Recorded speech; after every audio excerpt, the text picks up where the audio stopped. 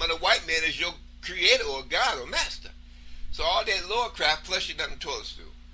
Because the black people, the children of Ham that started Egypt and the civilization of Babylon, okay, they had an ancient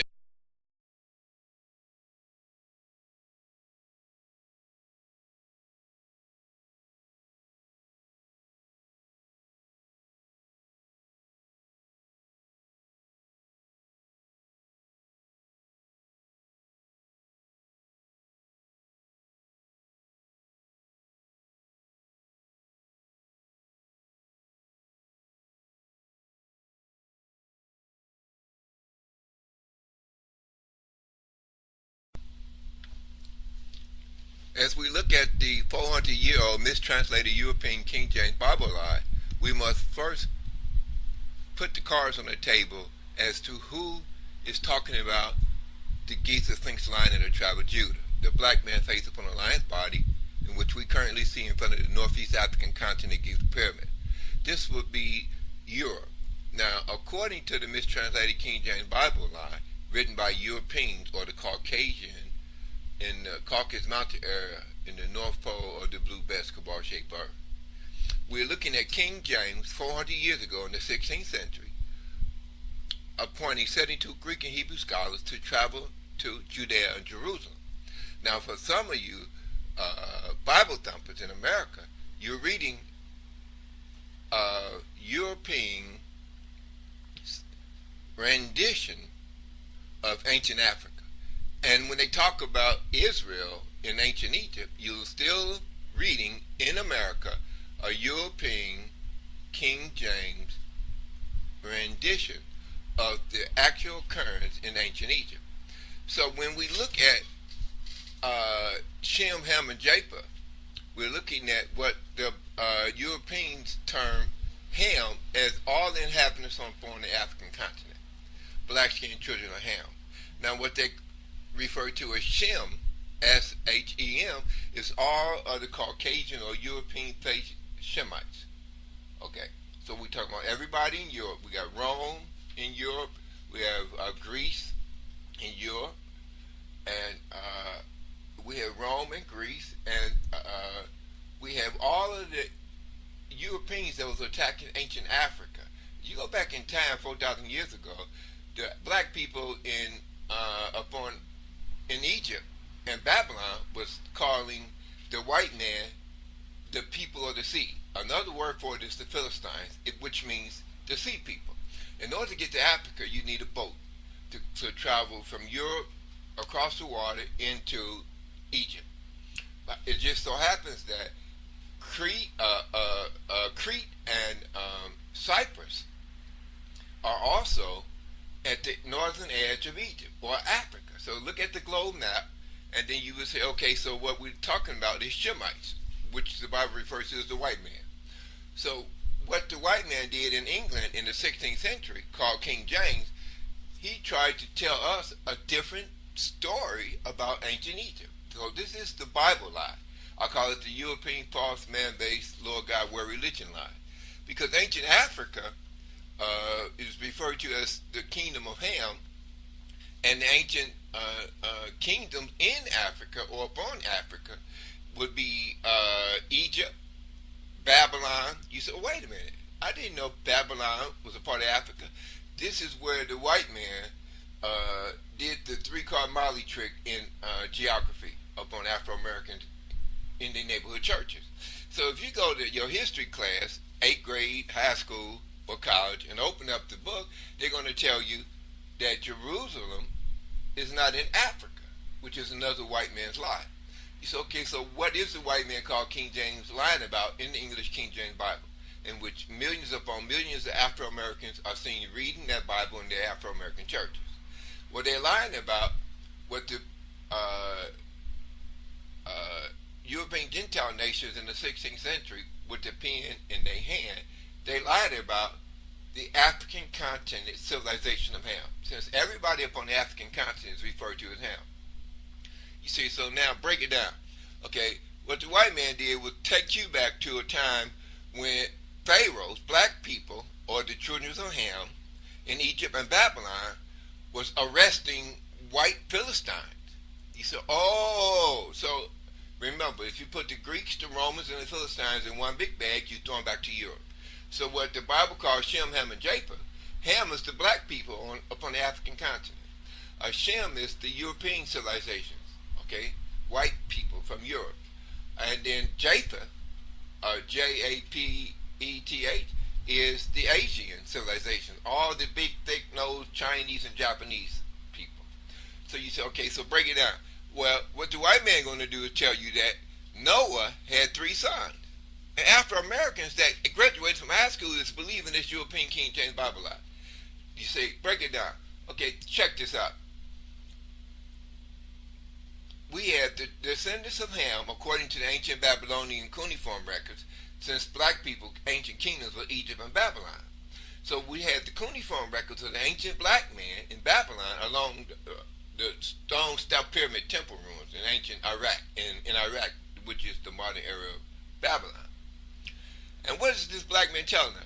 That an extraterrestrial created a black-skinned Adamu being by mixing their blood with clay. And then these extraterrestrials were going above the atmosphere in glowing circle of wood and wood like UFOs. And that's what the black man, the children of Ham, is telling you. Since everybody upon the African continent is referred to as H-A-M, or Hamites. Ham. So what the white man is telling you is that a white man called Jesus and Jehovah created African Adam and Eve. So you're going to believe the black people in Babylon or Egypt, or you're going to believe the Caucasian European Shemite lie. So when we go back and say, okay, so the real deal is that Noah did not have 3 sons, but that's what the white man is telling us in the King James Bible. In order to place the white man up on the African continent, they're going to lie and say Noah had 3 sons. That means his one wife on the boat, remember, everybody went into the boat to survive Noah's flood, which is where it's connected to an astronomical event. Like the moon is an astronomical body that comes close to the earth and causes evening and morning tides. If you fill a basketball up halfway to water, a big basketball, and hold it with both hands, if you move forward, the water moves forward across the equatorial plane of the basketball. You move backwards, the water shifts back. So that's evening and morning tides, y'all. It's caused by an astronomical body in the outer space area of heaven where the sun appeared to stand still. So Noah's flood washed over the entire surface of planet Earth, and it separated what we call the eastern coastline of Africa. So you take a look at the African continent in my video. You say, okay, now what? Now look at it. Where I call it A and B. So what the Bible called Jerusalem and Judea, it's on the right side of the eastern coastline of Africa today, after Noah's flood. Before Noah's flood, we had Judea and Jerusalem at the top of the V-shaped piece of land, Iraq and Babylon in the middle, and Arabia at the bottom. See, so what gives? Well, remember, what we call Judea and Jerusalem, it's separated from the eastern coastline of the African continent. Now look at that Euphrates River separating Africa from Judea and Jerusalem. You say, oh, that red triangle is what Judea and Jerusalem is. That's right. So you say, okay, so they didn't teach me this in high school or Sunday school. That the white man or the English book writers in Europe and the American government in your high school and college, they giving you books with incorrect geographical and theological historical data. You say, why? Because during the flood of Noah, the eastern coastline of Africa separated into what we call the V-shaped piece of land. Now remember, if you look at the map, the black man face on the lion's body is at the northern edge of Africa. Look at it. And you can see it with satellite imagery, the land forming a Royal Egyptian headdress, a Sphinx 11.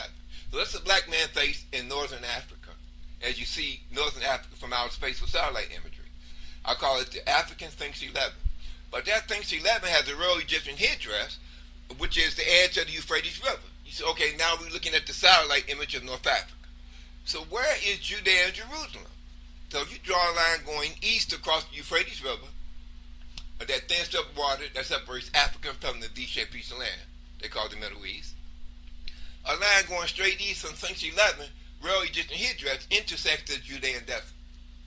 And in that desert, we have the so-called biblical caves of Jethro, where Moses fled in Midian Arabia. Then we have the Judean desert, and then we have Ezra 1:3. You say, okay, so wait a minute. Ezra 1:3 said, "Let us go up to Jerusalem, which is located in the land of Judah." It does not say located in Israel. So how come we're reading the word Israel in our Afro-American Bibles? So you tell that to an educated Afro-American minister and preacher, they're going to look at you and scratch their head and say, Israel is there because, no, Israel is not there because it's there because the white man placed it there. You say, so what is there? Notice, if you take the A and B, look at the red A and B. I call Africa the A, and the V-shaped piece of land where Jerusalem and Judea is at, I call it the B. So you say, well, what happened? Well, squeeze the V-shaped piece of land back to the eastern coastline of Africa. Now we're in the time period before the flood of Noah, where the black man facing the lion's body was spoken of in the book of Genesis, the first book in the English King James Bible. So in the book of Genesis 49:8, it speaks of the couching Ethiopian lion sphinx of the tribe of Judah. It's couching down as a lion and as an old lion, and that all thy father's children shall bow down unto thee. We remember now, the white man tried to give us Jacob as the father of all of humanity, or Noah as the father of all of humanity. Notice how they talk about the three sons of Noah after the flood. But they say, wait a minute, I don't want to hear what the white man's telling me after the flood, because that's when the white people started coming in boats from Europe and getting up on the shores of Egypt, Ethiopia, Africa, Judea, and Jerusalem. They call them Philistines or Greeks and Romans. Ancient Egyptians did. They call these white people by their true names, the children of Shem. So when the children of Shem invaded the Judea and Jerusalem, they was invading the African continent civilization of Ham. Now remember, if you look at Africa, we're looking at the black man facing the lion's body in Egypt. Then that's the biblical lion sphinx of the tribe of Judah. But if we go east across the desert from Egypt, the Egyptian pyramids, we're going straight east across the Euphrates River. That line intersects the Judean desert, y'all. So for Afro-Americans talking about Israel, tell them to shut up and sit down. Why would the white man place Israel in the English King James Bible and say that these are the chosen people of the alien creative man? Now they don't want to tell you it was an alien group of alien species that created the first elongated-headed African Adam, or Adamu in Babylon. They're going to tell you a white man created you to make you serve them, okay, and say Lord, just like in England they say Lord Duke or Lord Sir William. So in the Bible you saying Lord Jesus, you still talking about a white man as your creator or God or master. So all that Lord crap flushing down the toilet stool. Because the black people, the children of Ham that started Egypt and the civilization of Babylon, okay, they had an ancient 6-point star. As you see it right here, you say, okay, oh, I see it now. I see a 6-point star with a central sun circle. I refer to it as the one, the sun circle, one. As you're looking at it, you say, so before Africa, A, separated into B, we had Judea and Jerusalem at the northern edge of the African continent, whereas Judea was a part of the Euphrates River, right side of the road Egyptian headdress of the Sphinx 11. You say, well, man, that's an astronomical or geographical or theological based discovery.